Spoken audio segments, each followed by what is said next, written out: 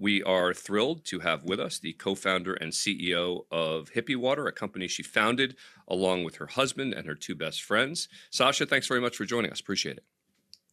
Thank you, Dan, for having me. And that was a lovely intro. I truly appreciate it. Very well said, as always. Oh, well, thank you. Thank you. All right. So since we last spoke in September, there has been a proposed ban on hemp products containing more than 0.4% THC. Talk to us about what you make of that and how it's impacted your business, if at all. Yeah, I mean, wow, 2025 was a doozy, wasn't it? Where do I even begin? We have always expected ups and downs as far as the regulations go in the space. That is a given when you enter the THC market in general, not just the hemp side. We expected pushback. We expected negotiations. We did not expect it to happen in the 11th hour, right before the government came back to us. So the timing was pretty terrible, to be honest. But at the same time, there were good things that came from it. So one of our biggest things that we've been advocating for as an industry for so long was the right to have fair clinical trials. Just simply that. And what has transpired over the last, month or so, I would say, is the legitimacy in how it is affecting citizens and how many citizens are taking it. So we have this one foot in the door where it's, there is a milligram cap now. We never really had that before. There's a little bit more clarity. That doesn't change the fact that it has now made our industry incredibly volatile. So on the business side, I'll do two quick things here. On the business side, it's scary, naturally, because you have your ins, you're selling direct to consumer, you have your, brick and mortars, you're hoping that sticks. Our distributor is going to keep you on, your purchase order is going to get lower because of the nature of the allegations are essentially just that we are marketing to children, which is incorrect. I talked to you about that before. We are not doing that. We all want a safe industry. And now you have these big liquor stores that are having to decide between 17% of their revenue and the potential of not being able to sell that product in a year. So there's a lot of ups and downs. But for me, most importantly, this is actually about the consumer. Because if you look back at any sort of thing that you take that is taken away, you don't just stop taking it, you look for somewhere else.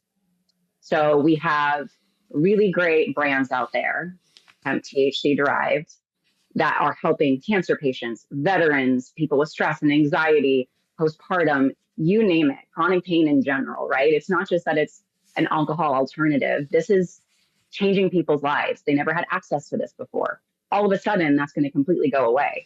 Now, if it has changed your life, are you just going to go back to the pain meds? Are you just going to go back to something else? Or are you going to try and find it somewhere else? And if you try and find it somewhere else, the likelihood of it not being safe, third-party tested, knowing where the ingredients come from, all of those things matter. So we are taking away somebody's choice that has been a better alternative for them, going in a wellness direction, taking it away, not allowing them to have a say, and honestly harming a huge population of people in the United States. And you have advocates on Capitol Hill who are coming out against this ban. I mean, Mitch McConnell was now the one coming out in support of this. Senator Rand Paul, his fellow Kentuckian, on the Senate floor. This is about a month ago. This is number 22. Let's listen. Alabama and Georgia have 10 milligrams. Tennessee has 15 milligrams. The bill before us nullifies all these state laws and makes the hemp industry kaput. The language in this bill will outlaw all current hemp plants and seeds. It changes the definition of what a hemp plant is. It makes it so low that there may not even be an existing plant that can meet the parameters. But every plant in the country will have to be destroyed. Every hemp seed in the country will have to be destroyed. This is the most thoughtless, ignorant proposal to an industry that I've seen in a long, long time. Sasha Pieterse, do you get the impression that this is sort of a done deal? You're very actively involved in discussions and sort of in the know with regard to where this all stands. Yeah, I think that's a very fair question. I think that ultimately we're not going anywhere. This is not going to be the end of the hemp THC market. It just won't. It's not just even that there's so much money involved. It's that it is helping so many people, right? People do love it. People need it. We are hopeful for the farm bill coming up. It has to be done. We're hopeful that that is something that we might be included in, that there might be alterations to. There's also a lot of push for an isolated bill. Those are incredibly hard to get passed. So I think the likelihood there is pretty low. But we do see a change. We do see this becoming way more legitimate, way safer, better guidelines, more regulations, which is what all the good actors want. We do see that. And you know what's interesting is the lawyer who we had on, who is an advocate on your side of this issue, is saying, regulate us, please. That's what we want. We want to be regulated. And I think that people forget that it's not that the industry is saying, hey, anything goes. They're saying, hey, make rules. Exactly. We're not the ones in the back alley, right? And that's the thing, is that all the good actors in the space, we want safety. We don't want anyone under 21 accessing our products. We want it third-party tested. We want to make sure that what you are having in is exactly what it says on the wrapper, on the can, whatever it is. We want to make sure that our consumers are safe and that this truly is a better alternative. We want to be able to be bank fairly. We want to pay our taxes. We want to do things the right way. And it's kind of all of these external or bad actor voices that are kind of convoluting it.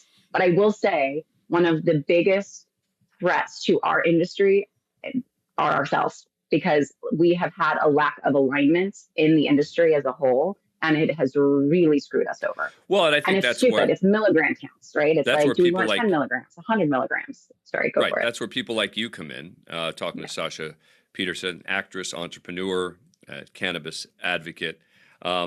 There's been a movement at the federal level, though, also to reclassify cannabis from what's called a Schedule 1 drug to a Schedule 3 drug.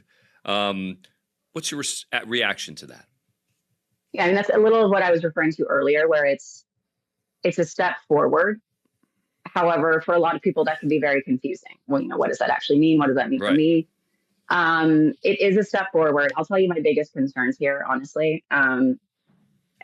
This is not because I'm against liquor by any means, because I think there's a place for it, and we need them in lots of ways. But big liquor and then big pharma, those are the two enemies to our space.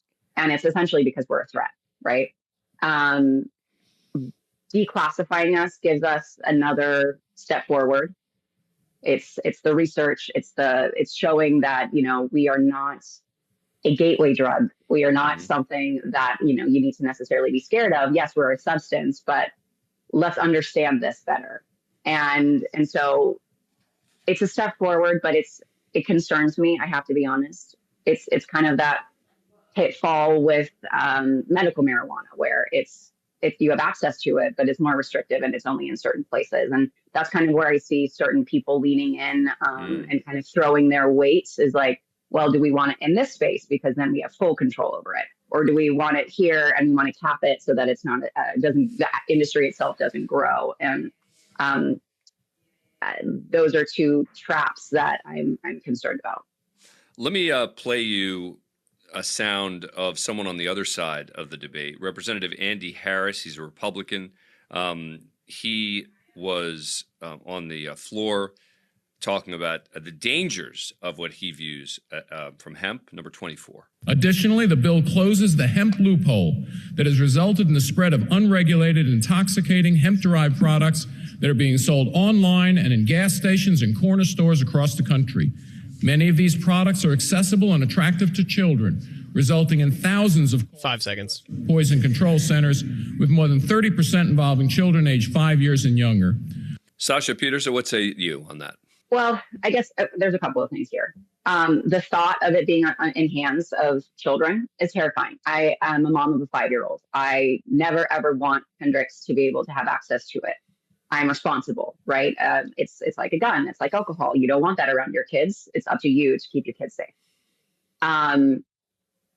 this is very similar to what happened in California. We were told that we were marketing to children and children had access to it. Well, first of all, we can only sell in liquor stores and restaurants and bars. Both of those places, they have to check your ID legally. If you bring your kid into a liquor store, that's on you. It happens. You're grabbing something for the weekend. Okay. But you are actively choosing to bring your children into that situation. The alcohol or the liquor store or the, convenience store, gas stations, they sell cigarettes and alcohol there. We are a substance. If you want them to not be able to sell those things to children, well, then none of that should be accessible at a gas station. Nonetheless, more so, I guess my point here is we all in ways want the same thing. We are unregulated because they have not regulated our space. I understand the concern, but it is not productive. And ultimately, I think the education is the biggest issue here. And it's who's winning and whose back is getting scratched. I find it interesting that actually some of our biggest supporters are on the right. And I think ultimately they see the business side of it. But safety is our biggest priority. And the only way to do that is to set rules, not banning it. That has never actually worked. This is not a prohibition. And it gets into some dark spaces if it becomes that, in my opinion. Yeah. Sasha Pieterse, actress, entrepreneur, advocate. Thank you so much for taking the time to come on the program. Appreciate it. It's always good to chat with you, and I hope we get to do it again soon. Likewise. Appreciate you.